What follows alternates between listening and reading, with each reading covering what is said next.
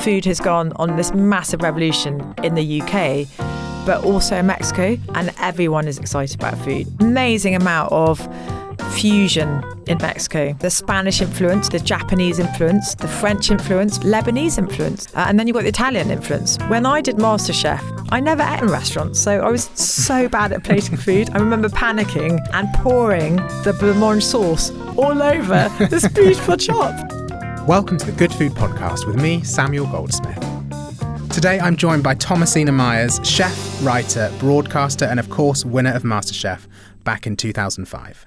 Since then, she's gone on to co-found the award-winning Wahaca restaurant group, champion sustainable food and inspire countless home cooks with her passion for Mexican cuisine.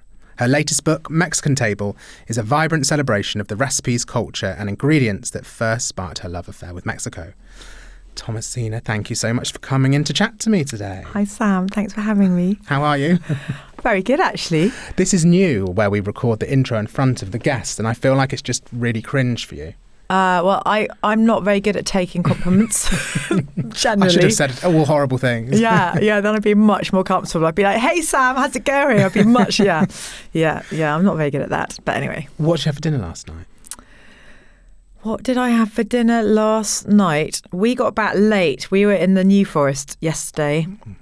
And I made a little Caesar salad. So I've got these incredible anchovies I got from Wild Market, which is that online farmers market. They're literally the best anchovies you've ever had. I've always loved anchovies, but I went to Rome last year or the year before with Jeremy Lee and Rachel Roddy. Oh, very nice. And we had anchovies. The way they do it in Rome is they just have very good bread, thick butter, and then a slither of anchovy on top. Is it the ones in oil, or is it the marinated ones? It's the ones in oil, and nice. they just put a slick of that on top of some thick cold butter and really good bread. It's so good. So anyway, that's like put my obsession for anchovies on a whole different level. So we just had a Caesar salad. I had some. So we went away for the weekend, and I make sourdough at home. And on the Friday, I was I had too much on. I had to get through my to-do list. Then I had to pack the kids up, get them in the car. We were leaving a bit early because I had to drop one kid off in a different place.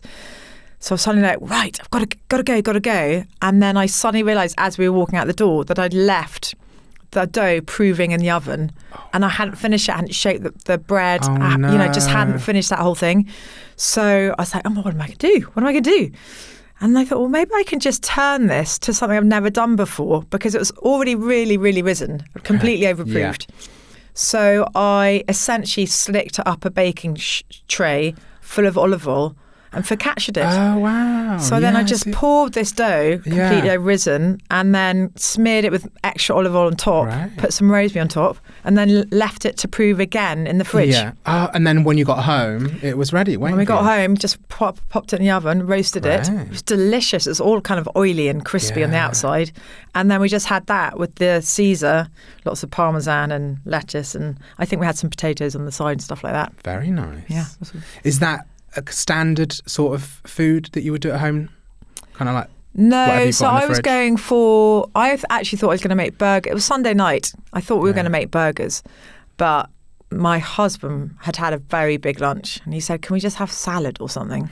And there was that thing where you're coming home and you're racking your brains to see what's in the fridge. Our fridge is really empty at the moment, which is very unusual, but we were away. And then so we bought, it was the summer holidays. So I took a load of our food to my parents where we were because I just hate throwing. So I just basically emptied the fridge and took it all to them. Nice. So when we got back, I'm just like, oh my God, there really is nothing in the fridge, which is very unusual. I mean, my fridge is always so full. It's so full. So normally I'm just frantically thinking, okay, what have I got? I'll have some chicken livers in the freezer, or I've got some black bean soup in the freezer at the moment, so I was going to take that out, or there's always something in the freezer that I can turn around. Got something you can quickly grab out. That's much more interesting than my freezer, I think. I love the freezer, but I was just always like fish fingers or I'm never that prepped ahead. Yeah, no, I do. I tend to make massive batches of everything, so then I've always got one for the freezer. I feel like that's a mum thing as well, because you're going to need it. Definitely a mum thing, but also I really do like having friends for dinner. Nice. So having friends over, and just having time to chat and, you know, maybe drink some margaritas or some mezcalitas and just relax around the table is one of my favourite ways to spend time. Nice. So I think I'm always also thinking of what might be available to just pull out of the freezer. Sure. Because I'm always running around like a mad hare, and so I'm never really having that much time. It's not like I can spend a whole day prepping for a dinner party. I'm normally like racing in, skidding through the front door at 6 in the evening going, right, I've got 10 people to cook for. So yeah, I've always got, like, the other one is codswell. Always have codswell in my freezer. In the freezer? Yeah, because it's so easy. Turning homemade whipped taramasalata takes 10 minutes. And it's do you so bougie. have to get it out of the freezer already, or you can get it out the day before? Okay. I think I might actually have some in the freezer, weirdly. Yeah, so literally you peel it, throw it into the Magimix, blitz it with some oil and lemon juice, bit of water to loosen it down, and then you just serve it with a crisp kind of radicchio salad. It looks sensational. Everyone's really impressed because it's like homemade, but like takes 7 minutes. Because actually, I think that's the great thing about dinner parties, isn't it? If you can get ahead, I think that's when they're better. If you do it all on the day, you don't see them. No. It's all about getting ahead. You have to get ahead because, as you say, it's not fun then. It's not relaxing. No. So I'm also like puddings. Like, some people love making puddings. I'm just always a bit busy. So then I'm always thinking, well, what could I do? So the other day I was testing there's a brown sugar meringue recipe in the book, which something about the brown, it's a kind of dark soft brown sugar, like a muscovado, and a light brown sugar. And the two sugars together in the meringue cut the sweetness through, and you get this lovely, almost anise flavour from the muscovado. It just gives the meringues themselves this crazy delicious flavour. Yeah. And then any type of fruit with that. So in the book, it's like fresh mango, lime, bit of chili, or tahini or something like that. But you could do it with poached cherries. You could do it with rhubarb. Nice. So I just actually had some blackberries, which I macerated in a bit of mezcal ovs, and then some lime zest. And then I had them left over. I'd made a creme patissiere with the yolks, because once you've got the meringues going, you might as well make creme patissiere with the yolks. This sounds pretty good, considering you're like, I can't be bothered to make pudding. No, this was all for something else. Okay. So then, I don't know whether you know this thing, but when you're filming for Instagram or something, you've then got all this food left over. My kids aren't that massively into puddings. They love sweets, but they're not massive into puddings. And I had all these meringues, all this creme patissiere, and the blackberries. I thought, I can't. And I was like, I can save them. I can make a brown meringue blackberry ice cream with these. So I literally just threw it into my ice cream maker, put it in the deep freeze, and then we had a brown meringue blackberry ice cream for pudding. It's a tongue teaser. It's a tongue teaser. It's also delicious. Sounds amazing. Yeah. And so this, because your new book, Mexican Table, basically is you having gone back to Mexico for 6 months, taken the whole family with you. Yeah. And just kind of like re-exploring that love. Yeah, it was just so good. I realised in lockdown, I had this like protracted time when I wasn't in Mexico, and I almost in the back of the head, there was this fear of like, is this over? It's just like a whole chapter of Mexico just gone, because it was getting harder to go. My kids were growing up. Sure. You know, leaving them was becoming harder. Also, we never really did that much long haul with them, especially when they were young. It's like never travel long haul with young children. It's just, you know, total head fry and waste of money. And then I was suddenly like, well, actually, they need to.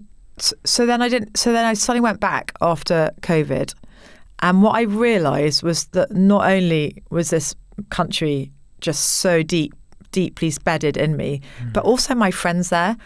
Like I'd almost thought maybe I've grown apart from some had got married, some had kids I hadn't met before, and I thought maybe we were all just growing apart. And then I saw them again for the first time in 3 years. And it was insane how it made me realise how deep those friendships were. It's like almost like, you know, when it's a really good friend and it doesn't matter how long you've really not seen them, you pick up exactly where you left off. Like the cafe, you just said goodbye, having a coffee. It was like we were right back. I was like, oh no, I actually left my sunglasses behind. And then you're right back there. This time they're like married or with kids. And it was such a shock to my system. Like, no, this country is so in me. But my kids don't know it. I was just like, my kids do not know this country. Like my youngest two hadn't even ever been. Gosh. So I was like, they've got to know this. I took my older two then for half term.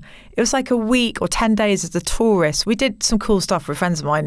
But I was like, 10 days isn't enough. It's also not, they're not getting to see your Mexico. No. They're kind of seeing the tourist version of it, I guess. Seeing the tourist version, and they grew up speaking Spanish at home. We've always had like Spanish-speaking au pairs. I would speak to the au pair in Spanish because it was fun to keep my Spanish alive. So they had a pretty good grounding of Spanish. And I just got obsessed with this idea of all of us going. I think my husband, to start with, was a bit like, are you joking? I mean, let's go sailing around the world. That'd be fun, you know. And then he was suddenly realised, I mean, he's always been an adventurer. And I think he thought it'd be really good for them. Yeah.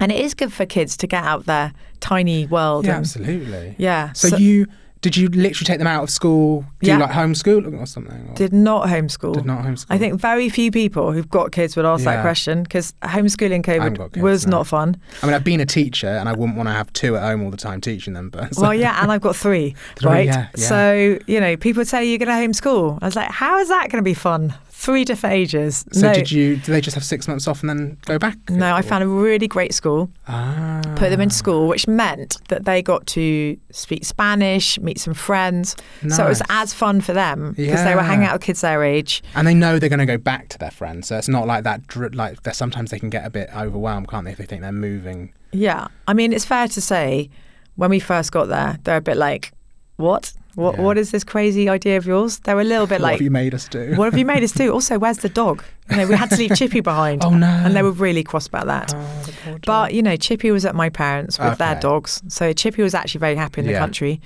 Nice break from London. And it was epic. I mean, what's so fun about it was, so this book really came out of the fact that I was a home cook suddenly in Mexico. Okay.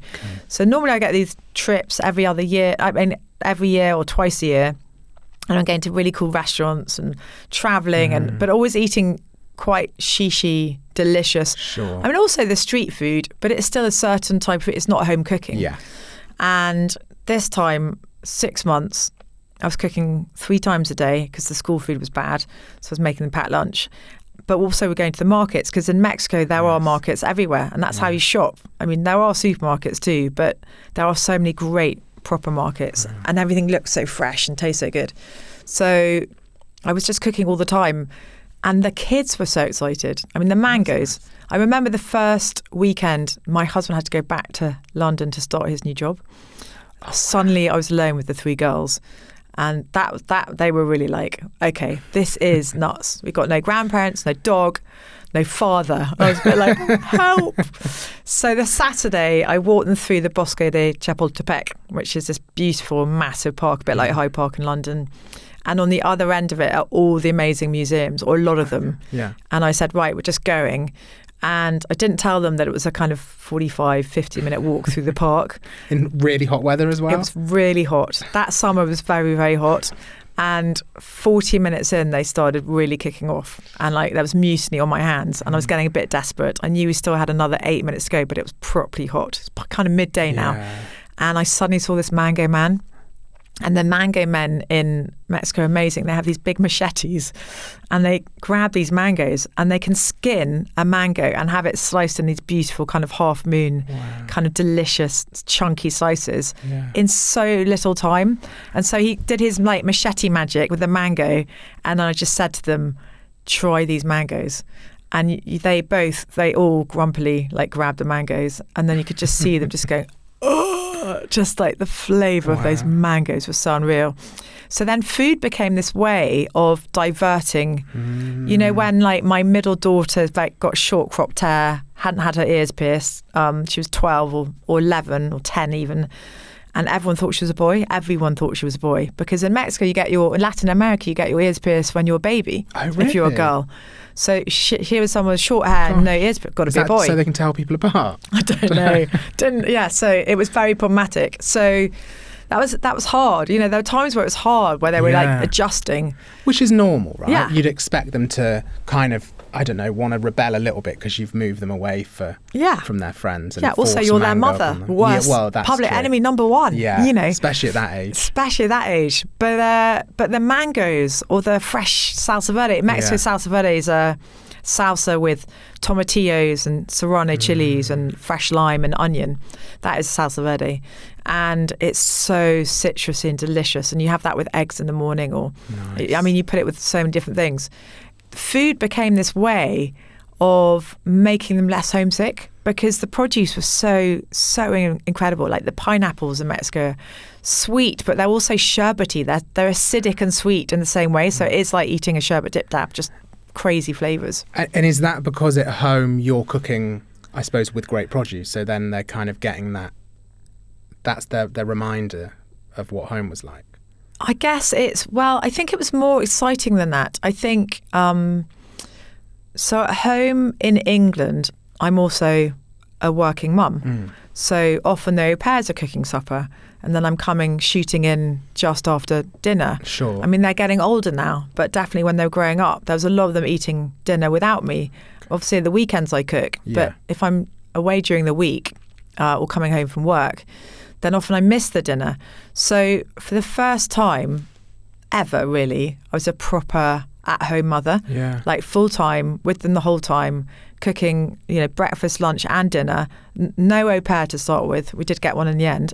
And so not just that, but the produce is so spectacular. Like the herbs, it was exciting food. They were the age also where suddenly they were prepared to try a salsa with chili in and actually get quite excited by seeing how the chili affected the flavour of the salsa and made it taste more vibrant or greener. And so they were kind of on this journey of food with me. And also the markets they're pretty extraordinary. I've never been, but I imagine it being very vibrant and kind of alive. Yeah. And actually, I think for a teenager, that's exciting, isn't it? Quite exciting because also, you get not just the food in markets, you get, the whole shebang. So then there's the fun side of the different sweets and the different chocolates and the pastries and margaritas. The margaritas. Hell yeah. Not for them, obviously. Do you think they got a sense of what made you fall in love with Mexico when you went the first time? I think yes, because what is wonderful about that country is it's a very open in the sense that you arrive.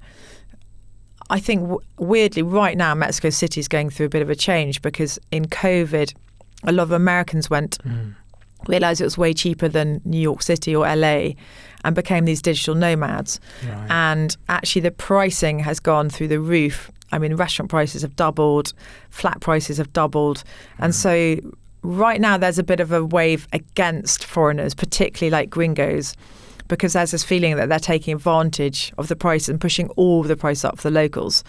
But we didn't get any of that. One, because we're English and it just feels different to the Mexicans, I think. Yeah, you're there to see the culture as opposed to kind of jump in and take everything. But yeah, we were living there. And also, friends of mine, I've just know quite a lot of people there now. And I guess you can speak Spanish, so... And we all speak Spanish. So, my eldest impressively so, the younger two less so, but still it's a lovely thing when a child can say to a taxi driver, good morning or thank you in their own language. It shows you're making an effort, doesn't it? Yeah, absolutely. So it was so much fun. And the other thing that is great about Mexico is this ability of everyone to it doesn't matter what age you are. So we went to a couple of weddings where, grannies are dancing with 20-year-olds who are kind of high on mezcalitas and, they're dancing on each other's shoulders, and then there's 70-year-olds like shaking their, touche right next to them. And there's it's always inclusive of children. Yeah. It's a very child-friendly That's nice. Latin culture. Yeah. And so, and it's, late at night, people go to bed quite late, and including the kids. So it was a proper adventure like that. Yeah. It felt like we were throwing convention and the kind of English rules to the wind. I mean, it sounds like they're incredibly lucky to be able to do that. And so then the book is, because it was interesting you were saying about being a home cook, because like I did think that about some of the recipes. They were, or a lot, I mean, they're all accessible obviously, but there are some that I was definitely like, that definitely I could imagine cooking that for dinner, like, quick night, easy, like midweek dinner sort of thing. I think what was exciting about being there was reacquainting myself with the flavour of a serrano chili, or what I could do with a fresh tomatillo, but also the everyday ingredients that are also Mexican, like the tomatoes and the courgettes, and how much cinnamon is used in cooking, or a mole or a pipián. A mole is a sauce enriched with ground nuts.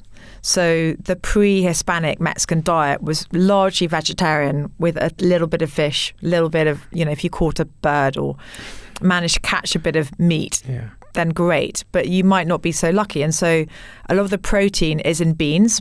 There's a whole chapter on beans. Or these moles are using ground nuts and seeds to enrich them and give them extra kind of goodness. So a pipián is a pumpkin seed sauce, and then a mole is a kind of nutty sauce. And I discovered that in a lot of the cool new restaurants in Mexico City, they're doing much simpler ones than the ones when I first lived there. When I first lived there and was kind of in Wahaca, a mole could have 52 different ingredients. Wow. 5 different dried chilies, lots of dried fruit, lots of different spices. Gosh. And so quite complex. Famously, I remember Diana Kendi in her book on Wahaca saying, this mole will take 4 people, 2 days and an open fire to cook it. And I remember thinking, that's not very accessible, because I was making it actually for a big event. And it did actually take 4 people and 2 days. But not anymore. Now the moles are much simpler, and so they're way more accessible. And so what was exciting about writing this book is realizing that this body of sauces, particularly, suddenly I feel like you can open up Mexican food to people in their kitchens and get quite sophisticated flavors and unusual flavors into their home cooking in quite a simple way. And I guess it's, like you said, the simplicity of it is the important bit, and it's still authentic. Yes, exactly. So, for instance, in the book, there's a delicious sea bass recipe, which I've cooked this summer for 4 different dinner parties, including for a bunch of Mexicans. So you can get, whole sea bass from the farmer's market for like 20 quid or 25 quid, like a big one. Or you can get nice little fillets from a supermarket or whatever. But the actual sauce, I was invited to cook at this really cool seafood festival in Ensenada by Benito. Benito's this amazing chef who used to present MasterChef in Mexico, and he's a friend. He's got this incredible restaurant called Manzanilla with his wife Solange, their husband and wife team. Cool. And he runs this huge festival. All the top chefs from around the country came to cook. He was like, why don't you come and cook with us? I was like, terrified. But it was amazing. There were so many different chefs from different regions of Mexico, and they were all cooking different things with seafood. And so I went down this line, just saw what all these different chefs were cooking. And there was one particular, this sauce, a pipián, a pumpkin seed sauce. So easy, just toast some pumpkin seeds and then you blitz them in your blender. It's good to have an upright high-speed blender, like a NutriBullet or whatever. And then that's it. So there was turmeric in this one. So the Mexicans were using a lot of turmeric because saffron had got quite expensive. Okay. And so suddenly turmeric was this bougie ingredient that I saw in a lot of kind of new restaurants that I hadn't seen before. Mm-hmm. And then other than that, so a bit of coriander, a bit of parsley, maybe some tarragon, which gives you the flavour of the anise. That you get a lot of Mexican herbs have this anisey flavour. And then basically it's a charred onion and some garlic. You make up the sauce and it's so unusual tasting, but it's so delicate, it's so delicious. And it's just so fun to suddenly think, wow, I can totally open up a new playbook here almost. And it's interesting because you're going back and learning lots of new things as well. When you'd think the amount of time you'd spent there, you'd be like, oh, I've had this before. Or, yeah, and I think that's what's so exciting. So when I lived in Mexico, it was 20 years ago, and it was about when I did MasterChef. And so when I did MasterChef, I remember Greg Wallace going, you can't put basil in a rice pudding, when I had like 5 ingredients to cook for the army and I had to do something fun with them. And I feel like since that time, food has gone on this massive revolution in the UK, but also in Mexico. So chefs now from all over the country, in the different regions, they have different ingredients, they have different styles of cooking, and everyone is excited about food. So this massive, massive revolution has happened in cities across the whole country. And so going back to live properly gave me the time to travel to Merida again, to travel to Puebla, to travel to Wahaca, but this time with my kids and eating in new restaurants that young kind of 26-year-olds were cooking in and their interpretation of Mexican food. And it was so exciting. And I cooked in restaurants too. I went back into kitchens and got stages in some really brilliant restaurants in Mexico City. And so it was really fun for me learning more in the restaurants, but then applying them in the kitchen, I guess, was fun. And that's why I wanted to arrange a book by ingredient. Yeah, because 12 ingredients? 12 ingredients. And so when you think about Mexican ingredients, they're some of the ones that we use all the time in cooking. So tomatoes are from Mexico, pumpkins and courgettes are from Mexico, cacao, chilies, they're all Mexican ingredients. And then, I threw in chapters about herbs because they use so much. And so it was really fun. It was really fun. How did you choose the 12? Was it just the ones that you kind of ended up cooking with the most whilst you were there? Yeah, I'd say definitely the ones I cooked with the most, and then ones that I just feel showcase Mexican cooking for what it is most. So there is an onion chapter. Onion's not a Mexican ingredient, but what they do with onions, whether it's charring them in a dry frying pan to get that smoky flavour in salsas, or slow cooking them in the way that a sofrito, just like the Spanish do, because they do a lot of arroz. There's an amazing amount of fusion in Mexico. So the Spanish influence is there. So you've got masses of Spanish chefs who come over. So lots of different rice dishes and mariscos and stuff like that. So lovely paella type dishes. And then you've got the Japanese influence. The Mexicans are mad for Japan. Really? So loads of kind of sushi and amazing flavours of serrano chilies and soy and lime, which really works with fish. Then you've got the French influence because they had a French president, and a lot of colonial food cooked in the palaces and stuff were for French chefs. And then you've got the Italian influence because for decades before, Mexicans suddenly realised or assumed the confidence that, no, our food is actually better than Italian, better than French. But for a long time, they thought that French and European food was superior. And it was called malinchismo, this idea that everything from Europe was more superior than the indigenous. But now you've got this crazy exciting thing of like, no, actually, our ingredients are better. Our cooking techniques are cooler. We cook with fire. We cook with, and we grind stuff and we toast our chilies. We got 160 different varieties of chilies to make, into our salsas and sauces to add background warmth and flavour. But by the way, we're not afraid to use a bit of fusion and use a lot of these influences. Lebanese influence. There's a big Middle Eastern influence there from Lebanese immigrants. So it's kind of exciting. And I guess the ingredients, you kind of had to think, what can everyone get hold of as well? Yeah, so like the chili chapter. Now, if I was growing serrano chilies in my backyard, I'd be using them in every recipe because they're so delicious. But we can't really get serranos here. But we can get a fresh green chili. Some supermarkets have jalapenos. The dry chilies are harder, except that you can actually get quite a few dry chilies now. You can definitely get ancho flakes in the supermarkets. Yeah, I've seen those. Guajillo, I had quite a few recipes. There's quite a few recipes for guajillo because it's a very mild chili. So for kids, if you want to introduce your kids to delicious Mexican food with those proper flavours, then it's a lovely chili to start with because it's not spicy. It's probably like 3 out of 10 on a heat scale. So it just gives a really lovely warmth and amazing flavour. So you can buy them online pretty easily. So really I stuck to, in the terms of dried chilies, ancho, guajillo, chipotle. Probably, maybe I might have thrown arbol into a salsa.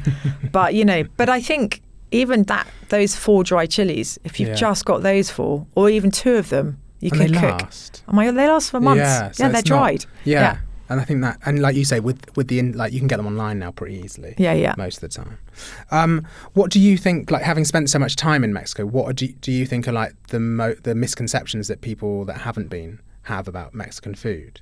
I think that it's very heavy. That it can be complicated. It can be. But what I realised also from living there is for a long time when I was cooking Mexican food in the beginning, like in the early years when we opened up Wahaca, is I felt an insecurity in that my flatmate was the head chef at the River Cafe. And whenever you heard people talking about Italian food or French or Spanish food, it was always like the best food is the simplicity.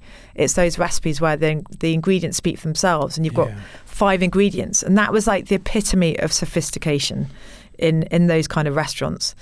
And I was always thinking, but this sauce has got 8 ingredients, and then I've got to add a bit of that and a bit of that to it. And is Mexican food less sophisticated because of that?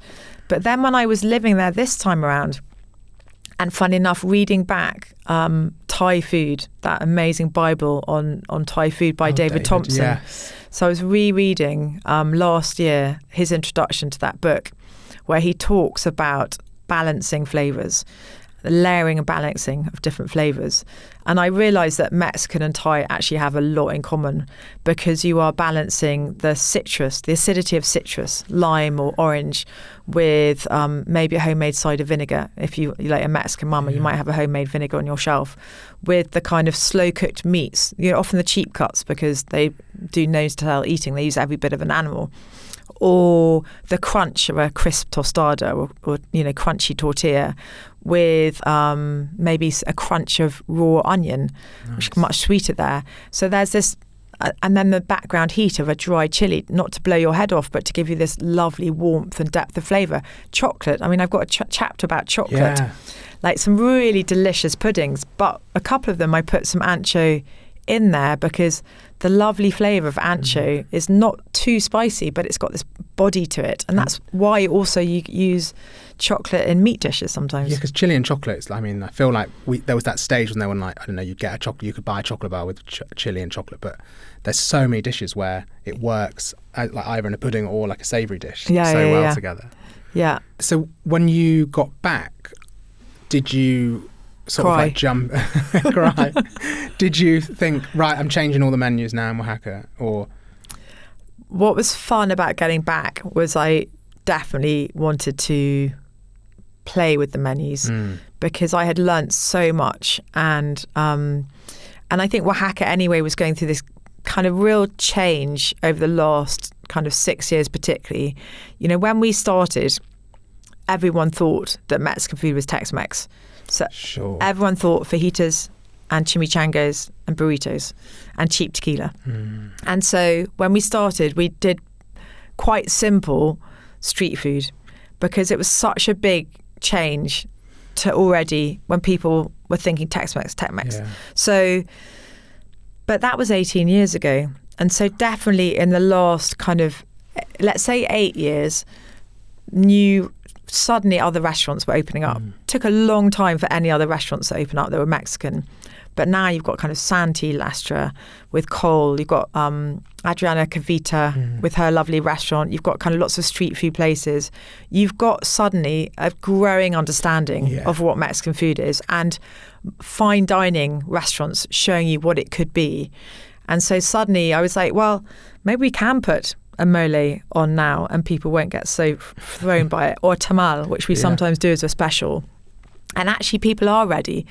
And at the same time, I was also experimenting, especially post-COVID. I really wanted to get some regen beef on our menu, and because the flavour is so good, and I love grass-fed beef. It's just really good. Very much a thing, like I say, but like you're very much into like sustainable farming, and you're often on the radio talking about it. And so Laura Kunzberg as well. Is it yes, yeah. So what does sustainable mean? Because it's used so much. For me, it means, can I buy ingredients in Wahaca that are grown with nature, not against it? So conventional farming is like nuke a field, throw as much pesticide and herbicide as you can. Don't mind that it's going into all your rivers and polluting them, because we all care about our rivers, but actually the runoff from the Thames water people, the runoff from the water companies is only 15% of the pollution. 40% of it is agricultural. So the way we grow food at the moment is so bad for nature. So let's grow better food again and put it on our menus. And so we did this great project that suddenly we started getting in half cattle, half cows, breaking them down, slow cooking them, getting so much flavour. So now we do these beef gringa tacos, which are just so crazily delicious. But it's also just better meat. We work with Rimford Organic, and we've got an amazing tortilla guy who makes the tortillas, and it just, the flavour is better, but also it's good we've got 14 restaurants. It's a really nice size because you can really make a difference. You can use food from a small producer, and that they're looking after their custodians. I don't think we think enough in this country about the fact that good farmers who are looking after the land are also looking after nature for us. Absolutely. And so all that carbon emission stuff is helped, but also the goodness in the food.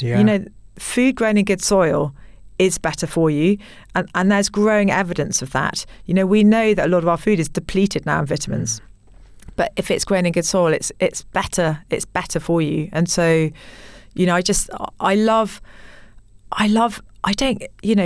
I don't do at home is shirk on olive oil or butter, or my granny was a model and she had cream in her coffee and butter on everything. That's the kind of my food culture was just don't worry about that stuff, but eat quite a lot of vegetables, and the rest of it will take care. Buy better, and double cream's still natural, really. I know. I just think cream and butter's good for you. Yeah. It's like good omegas, especially if it's grass fed. They've done this thing on beef and dairy. So if the cattle are grass fed, then the fat is an omega-3, which is really good for you. We need more omega-3. Yeah. Our diets now in this country and in all Western diets, you should have a 1-to-1 ratio of omega-3 and omega-6 fat in your system. But we have something like 6-to-1 in favour of omega-6. And so omega-3 is the fat that goes to your brain that's really good for you, that gives you a good heart. All the avocado oils and olive oils, that's omega-3. It's also in good beef and good butter and good dairy. And is it in oily fish? Is that the same oily one? Fish. Yeah. But the moment you take those cattle inside and start feeding them grain, which they're not designed to eat, it turns to omega-6, which is we've got way too much omega-6 in our diet. It starts becoming really unhealthy fats. So even the fat in food can change depending on how it's reared. It is amazing. We had George Lamb on from Wild Farmed, and he was talking about the regenerative farming, and you're just like, it kind of blows my mind a bit. It is mind-blowing. But it's it kind of makes sense. You're just like nature's kind of living, different animals, insects, the plants, all living alongside each other to create, which is how they kind of would have existed God knows how many years ago. Well, what's so nuts is that the 99% of the food we eat is grown in soil, and yet we don't know what happens in soil. We've got like 1% of knowledge of what actually goes on with those microbiomes and which affects our microbiomes, which is so, the wellness industry is worth billions. But a lot of that's about popping stuff and I'm like, guys, the wellness is in the ingredients you buy. Like going to my local farmer's market is like my gospel. It's like my Sunday ritual, because I know that my money is going to the pockets of people looking after nature, and the food is going to the bodies of my children and me, and it's doing us good. So that, and the work we do at chefs and schools, again, we're buying better ingredients. The kids in those schools eat vegetarian twice a week, so you can save money there, but then you're buying better meat and fish, but also just buying better ingredients. Like Wild Farm supply chefs in schools, so they're brilliant. So the homemade bread they make every day in those school kitchens is made with better flour. It is that thing you're saying about sort of like you're just popping the nutrient, the vitamins and mineral, like the supplements. I kind of feel like that's just the way we're kind of being educated to go. If it's like, if you're unwell, it's like, oh well, like mental health, for example, like I've struggled in the past, so it's like, well, just take a tablet. Kind of don't go, well, why don't we think about what happens before that and change that, and then we won't have to get to that point. And the same with the vitamins, minerals and nutrients and stuff. It's like, well, if we make our food better and we teach people what to eat properly, then maybe we won't have to take 20 nutrients a day. So I'm with you. Like, I came at this completely from a mental health. In my 20s, I really struggled. My brother was diagnosed with schizophrenia. I was diagnosed with bipolar. We both of us went through kind of a pretty torrid decade. And I discovered slowly that if I ate better and also moved, like had some exercise, it had such an impact on how I felt. And so I started healing myself through my diet, which is not to say I won't eat this or I won't eat that. It's the opposite. It's like I will eat lots of stuff, but I will take pleasure in it, and I'll buy better. And I think big food has got a massive incentive to keep feeding us ultra processed because it's cheap and they make massive profit on it. Big pharma have got a massive incentive to allow big food to carry on doing it and then give us a solution in a pill form to try and offset the badness that the big food has caused. But if you did away with both sides and just ate a bit better food, then you're kind of solving the problem without having to spend billions while you're doing it. I think and I'm guilty of this as well, it's hard work. Like, it's much easier to take a pill or a supplement than it is to actually plan out my diet. And it is because we have to, because that's not easily accessible to us. Well, I think you're right there. We have designed society to make eating well harder. Like every corner shop is full of food in packets you can put in the microwave. The government don't value good food. It's seen as a luxury for rich people. And so, you know, in a utopian society, and in lots of countries in Europe, by the way, there are social canteens where you can just go. In Mexico, they have them. In Italy, in Poland, in parts of France. They have well-priced, government-subsidised canteens where they serve very simple, delicious food that's good for the nation. And, you know, the work we do at Chefs in Schools, we've proved that if you put a trained chef into a school kitchen, you can give them food that is cheaper than the alternative brown, ultra-processed. You just need the skills to know what to do with the ingredients. And so I think if you are on a low income, and also, how do you buy the fresh ingredients? I'm lucky in my neighbourhood. I have a farmer's market on my doorstep, but people live in food deserts, particularly if you're in a deprived area where there are only chicken shops and corner shops. So what if the government realised that if they invested in healthy food, the whole nation would get healthier? Your welfare bill would go down, and also your NHS bill would go down. So you let a fresh fruit, you have a greengrocer on every high street, and you have zero business rates for that, because you know that if you give people access to fresh fruit and vegetables, it's going to be better results for everyone. You know, just very simple tweaks like that would make such because of course it's hard to cook yourself from scratch with fresh ingredients if you can't get the fresh ingredients on the way home, or if they're really expensive. Yeah. And they might be expensive if your greengrocer is trying to make as much profit as a chicken shop, because there's way less profit in fresh fruit and vegetables. So make it easier for people to sell that better product to us, and also design society so that you don't have to, as a family household, all be working your asses off. Yeah. You know, there should be time built in where you can cook something at home, where, you know, council houses are designed to have a slightly bigger kitchen and not just a tiny kitchen that fits a microwave in it. So I think we have to think on a deeper level about society, and maybe AI. Maybe the good side of AI will be that people do have a bit more time, and they realise, actually, I want to take this time back because I'm actually going to have some pleasure now if I put on the music, you know, put on the stereo, listen to some great tunes, and chop an onion and slow cook it in some oil where I make some black bean soup with pretty affordable ingredients. And it's that education as well, I think, so they know not only can they get hold of all of this, but they then know how to go home and do it. Yeah. And I think it's definitely feel like we've lost our way a little bit, but I do think with people like yourselves championing it, I think we can get there. It just always feels like wading through treacle, doesn't it? I think we can get there. I think I'm a massive optimist. I think you have to be an optimist, right? There's too much negative stuff. We've got to be an optimist. And I think we can do it. Well, on optimism, we'll think of some good things. So our next section is my favourite dish.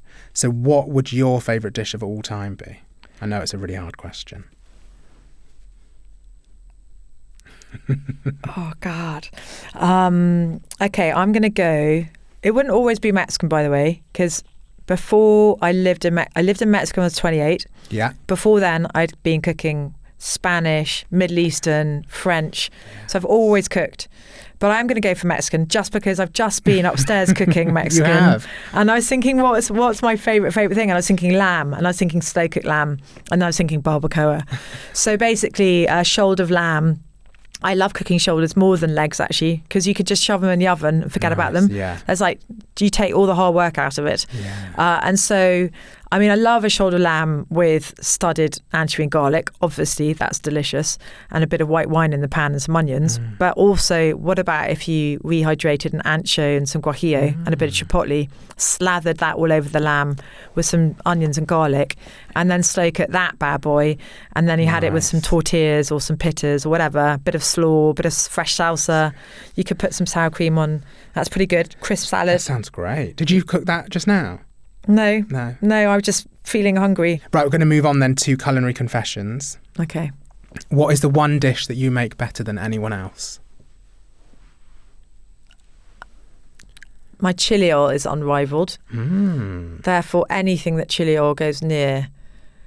I do make very good soups, which sounds odd, but I'm really good at stock. I think I had one. You definitely cooked a soup today. I did. That was delicious. Yeah. Yes. Yeah. So I make killer stocks, and therefore my soups are automatically next level because of the stock. Have you got any tips for your stock? Or is it a secret? My tip for stock is don't be thrown by stock. Just get the bones. Just rescue the bones. Never be bashful about... I think some people, if they're too removed from food, think it's weird to take the bones off someone's plate. But like, you're covering them in water and you're simmering them for 90 minutes. Yeah. Do not worry about germs. Yeah. Just get rid of get all those bones. Think about the collagen. Yeah. Think about those supplements and the bought collagen that's all in those bones. Get those bones into a stock, which is why it's better to do, a slow growth chicken because the collagen is going to be good. Get them in that water, chuck in an onion and a carrot and some celery, bay leaf, thyme, parsley, any of the above. You don't need all of them. If you want to Asian broth, you can put some ginger and chili in on star anise. But essentially, it's piss easy. If you don't want to deal with the bones that night, shove them in a bag and put them in the fridge or freezer, and then keep enough bones until you want them. Go and get extra bones from your butcher. Chicken wings obviously have a lot of the good stuff in them. And they're cheap, aren't they? They're really cheap. They're dead cheap. And plus bones. If you go to any farmer's market, you can also just buy the bones, or any butcher, you can just buy the bones. I always roast them off first, especially if it's chicken stock, because it gets a bit more umami, delicious. So that's a brown chicken stock. Yeah. Then you just simmer it for 90 minutes. Even then, if you can't be asked to finish it, quite often my stock takes 4 days, because on one day you've got the bones. Yeah. The next day you think, oh, maybe I'll roast them with some extra bones and make an extra banging stock, because while I'm being asked to do it, I might as well make a big batch. Absolutely, yeah. So then you get some extra bones, you roast them off in the oven when you're roasting something else. Then you make a big cauldron, throw in all the stuff, you simmer it. Then you forget about it. You're like, oh shit, it's fine. I'll put it in the larder, or overnight be fine. Then the next day after work, you simmer it again for a bit. No problem, add a bit more water. It's still good. Then finally you can drain it. Sometimes that's taken me 3 days. Wow. Then you've drained it. Then you boil it down a bit so that it's down to a manageable quantity. Keep your old milk bottles. Put it back into the milk bottles. Shove it in your freezer. It means you've always got chicken stock in your freezer. And you know how much is in it because the bottle's a certain size. Yeah. Great. What is your biggest cooking disaster? I will take you back to MasterChef, where I had made the most immaculate pork chop. It was like tender, it was pink, it was juicy in the middle. And on the side, I'd poached some plums. I think I probably had some star anise. I'd have to go back and watch the old MasterChef. Shot on YouTube or iPlayer. Yeah, something like that. I've never done that. And I ended up putting something in the plums. I can't remember what, but they turned out, instead of being that deep, gorgeous, purpley, violety colour, I put something in there. I probably put cream or something, and they were suddenly like a kind of blancmange pink, like not like a good meat. colour. And then it was this lovely char-grilled pork chop, beautifully cooked, and I didn't know what to do with it. So when I did MasterChef, it was before I'd ever really had this thing of eating in restaurants. Like when I grew up, we didn't eat in restaurants. My parents cooked. It was like really expensive to eat out. We never did it. So suddenly doing MasterChef, you're supposed to plate up a restaurant dish. I never ate in restaurants, so I was so bad at plating food. I remember panicking and pouring the blancmange sauce all over this beautiful chop. I was just like, no, it looked so gross. If you could change one thing about the way we grow, buy, cook or eat food in this country that would be better for the planet, what would it be? Greengrocers on every high street. Fab. If you were a flavour of, or if your personality was a flavour of ice cream, what would it be and why? Chocolate. Sultry, naughty, but it's spicy. That feels like an episode of Blind Date. Also my favourite. Is there a food you always eat on your birthday? No, but I probably always have a champagne cocktail on my birthday. Nice. And I bet you're always dancing. I do love dancing. You do like to dance. Yeah, I do. What is your food guilty pleasure? When I'm tired, I really hit the sugar. No. So I think I'm quite energetic, but I'm a bit of a Duracell bunny. I go, and then I collapse, and that's when I reach for the sugar. So anything that's like cheap milk chocolate or a donut or a sticky buns. Oh. I mean, basically a sticky bun. A lardy cake. Do you remember lardy cake? Oh my God. Mum used to buy me that. Yeah, so good. My husband requests lardy cakes for his birthday. I love them. Yeah. I don't know where you get them from now. You have to go to like an old-fashioned bakery. Well, also good lard is hard to buy as well. And good lard tastes better. Interesting. So that's what you need for your lardy cake as well. Yeah. So Wild Market again sells really good lard, which and the dripping does make your roasties taste Yeah, I really love beef good. dripping for roast potatoes. Yeah. But then sometimes I forget that I've used beef dripping, and it's too like you've got a vegetarian coming, and you're like, oh, crap. I've never forced them to eat them, obviously. But have you? You see, I have done that where I've just forgotten to say anything. That's bad. Then they go, oh, why does it taste so meaty? You have to say it's porcini. No, why does it taste so good? And you're like, oh shit, did I use chicken stock? Oh God. They're like, this is delicious. What would your chocolate bar? I've never done that in a restaurant, by the way. That's like strictly at home. When you said about like milk chocolate, what's your go-to? Do you have like a sort of... So I feel I haven't been in this bad a place for a long time, but it used to be Cadbury's Boost. Oh, yes. Which was just that kind of level of like caramel and chocolate. That was the Star Bar's very similar as well, which I think it's the same as Boost but with peanuts. Yeah. That I actually did it the other day because I had to drive home to see my mum, and it was late. Yeah. And I got myself a Boost Duo, which is 2. Oh my God, so fun. So naughty. I did feel bad. Right, we're going to move on to Quickfire Questions. Now, you're only the second person to do this within a time limit. Okay. And can I have a sip of water? You can have a sip of water. It's basically as quick as you can answer these questions. Okay. And Tom Parker Bowles got 1 minute 15 seconds. Right, Tom. So I'm that's having the you. Person to beat. Best kitchen tip you've ever been given? Slow cook your onions. If you could only eat one cuisine for the rest of your life, what would it be? English. Oh, what ingredient is the biggest waste of money? Gold leaf. Worst thing you've ever eaten? Bounty bars. Tea before milk or milk before tea? Tea before milk. Favourite midnight snack? Oh, toast and marmite. Pasta, bread or potato? Oh, bread. What's your go-to hangover food? Bread. What food did you hate as a kid but now love? Don't know. Avocados. If you could invent a new crisp flavour, what would it be? Bugger. Salsa. Name a fictional character you'd love to have dinner with. Ooh, fictional. Ooh. Someone in Midnight Children. Starter, main or dessert? Starter. Done.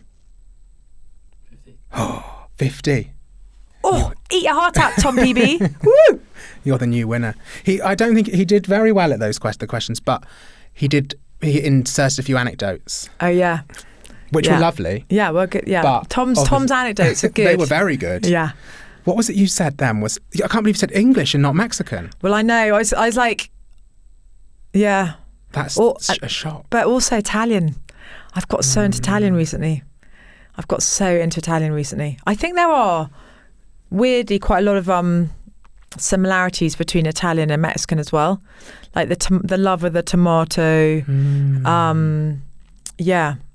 But, yeah. You've said it now, English. Yeah. There you are. Well, our final question for today, which is not quickfire. And by the way, when you said hangover food, it's not just bread. It's like bread mopped up in a lot of fat. Yeah. Yeah. It's like fried in bacon fat, or it's like with olive oil all over it, or like a fried egg on top of something. Lovely. Or yeah. Yeah, not just, yeah. Yeah. Yeah. Mayonnaise, lots of it. Right, final question then, which is what does good food mean to you? Friends, great ingredients, time and music. Probably with a few tequilas in there. Of course there's booze. That's lovely, thank you. And thank you so much for coming and chatting to me today. It's been really nice to talk to you. Thank you. Thank you. Thanks for listening to this Good Food podcast. If you'd like to listen to more of our podcasts, search Good Food wherever you listen to your podcasts. For more recipes and inspiration, go to goodfood.com or download our app.